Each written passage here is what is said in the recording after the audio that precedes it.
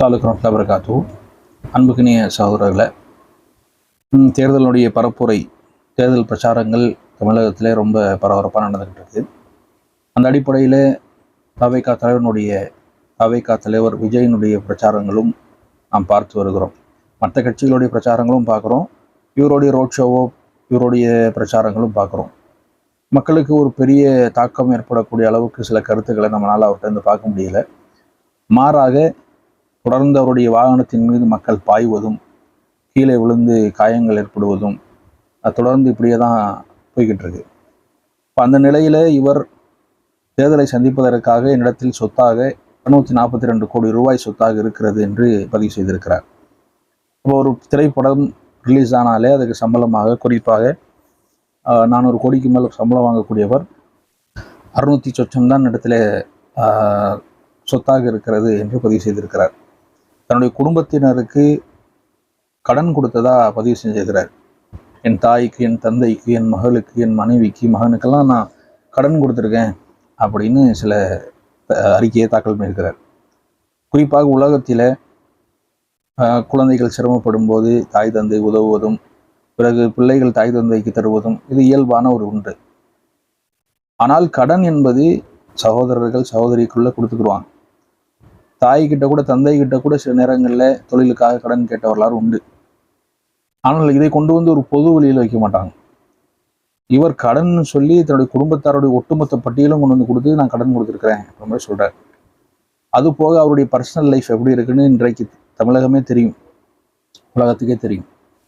ஒரு குடும்பத்தை சரியான முறையில் வழிநடத்த முடியவில்லை என்றால், கண்ணியமான ஒரு வாழ்க்கையை வாழல, ஒழுக்கமான ஒரு வாழ்க்கையை வாழல அப்படின்னா கண்டிப்பாக பொதுமக்கள் பொறுப்புகளை நம்மிடத்தில் ஒப்படைப்பதற்கு யோசிப்பாங்க. இதுதான் நிதர்சனமான உண்மை. வெறுமனே செல்வம் இருந்தால், புகழ் இருந்தால் மட்டும் கொடுத்துட மாட்டாங்க. கக்கன் இருந்தாங்க, ஐயா காமராஜ் ஐயா இருந்தாங்க, அறிஞர் அண்ணா இருந்தாங்க. இப்போ இவங்கெல்லாம் பெரிய கோடீஸ்வரரானா, பிரபலமான ஆளானா கிடையாது. அப்போ மக்கள் அவங்களுடைய கருத்துக்களை நம்பினாங்க. அவருடைய குடும்பங்கள் எப்படி பார்க்குறாங்க, அவருடைய தனிப்பட்ட வாழ்க்கை எப்படி இருக்குது, பொது வாழ்க்கை எப்படி இருக்குது, அப்போ இவங்க வாக்குறுதி கொடுத்தா காப்பாற்றுறாங்க, ஒழுக்கமுள்ள மனிதர்களாக இருக்கிறாங்க, இவங்ககிட்ட உண்மையான ஒரு தன்மை இருக்கிறது என்றுதான் வாக்களித்தார்கள். அப்போ இதில் எல்லாத்துலேயுமே நீங்கள் கோட்டை விட்டுக்கிட்டே இருக்கிறீங்க.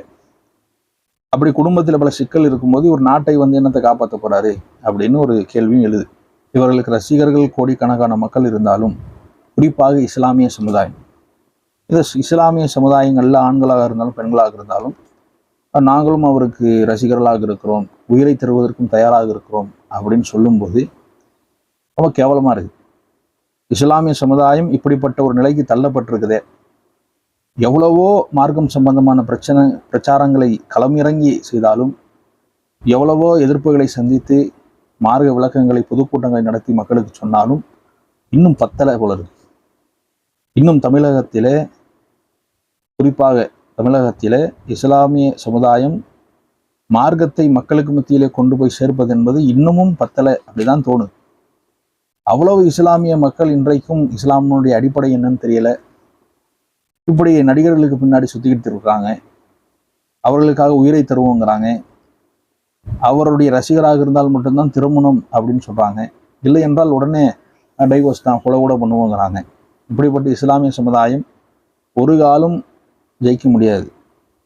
அதே போல அண்ணனுக்கு இவ்வளவு சப்பக்கட்டு கட்டுறீல, அண்ணனுக்கு இவ்வளவு முட்டு கொடுக்குறீல, அண்ணன் என்ன இருக்கிறாருன்னா, இவர் ஜனநாயகன் ஒரு படம் நடிச்சிருக்கிறார். அந்த படம் வந்து சென்சார் போர்டில் வெளியே வரல, நிற்கிது. என்னடா இது வழக்கத்துக்கு மாற்றமாக இருக்குதே, யார் அதை தடுத்து வைத்திருக்கிறார்களோ அவர்களை எதிர்த்து ஒரு பேச்சும் பேச மாட்டேங்கிறாரு, கண்டனம் தெரிவிக்க மாட்டேங்கிறாரு. இதை நாங்கள் வன்மையாக வண்டிக்கிறோம்னா சொல்லணுமா இல்லையா, சொல்ல மாட்டேங்கிறார். அவ என்ன அப்படின்னு பார்த்தா தோன்றுறது இப்படிதான் தோணுது. அப்போ அரசியலுக்கு இறங்கிட்டோம், தேர்தல் பிரச்சாரத்தை பண்ணிக்கிட்டு இருக்கிறோம், தேர்தல் நெருங்கி வந்துகிட்டு இருக்கு.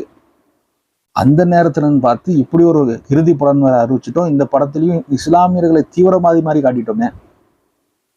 தீவிரவாதி மாதிரி காட்டினதுனால இந்த படம் எங்கேயோ எலெக்ஷனுக்குள்ள வெளியே வந்துருச்சுன்னா, ஒரு இஸ்லாமிய உண்மையிலே ரோஷம் உள்ள, மானம் உள்ள, மனிதநேயம் உள்ள ஒரு இஸ்லாமியன் கூட நமக்கு ஓட்டு போட மாட்டானே.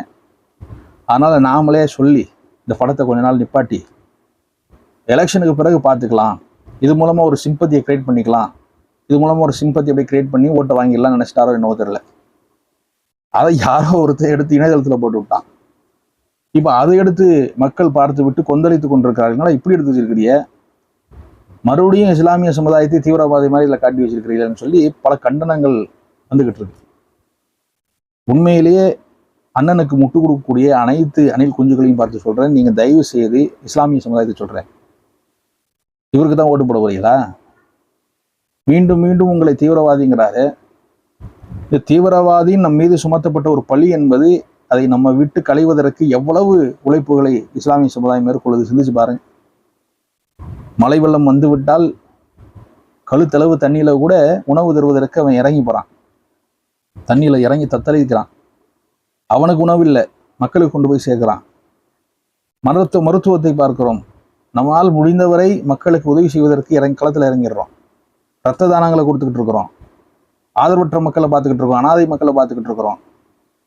இப்படி ஏராளமான சமுதாய பணிகளை எங்கள் மார்க்கம் எங்களுக்கு இப்படித்தான் வலியுறுத்தி இருக்கிறது என்பதை வெளிப்படுத்தி இஸ்லாமிய சமுதாயம் ஏராளமான இளைஞர்கள் இன்னைக்கு களத்தில் நின்றுகிட்டு இருக்கும்போது, இங்க என்னடானா ஒருத்தர் தீவிரவாதியின் படம் எடுத்து வச்சிருக்கிறான், எலெக்ஷனை வேற சந்திக்க போறான், ஓட்டு போடுன்னு வேற கேட்டுக்கிறான்.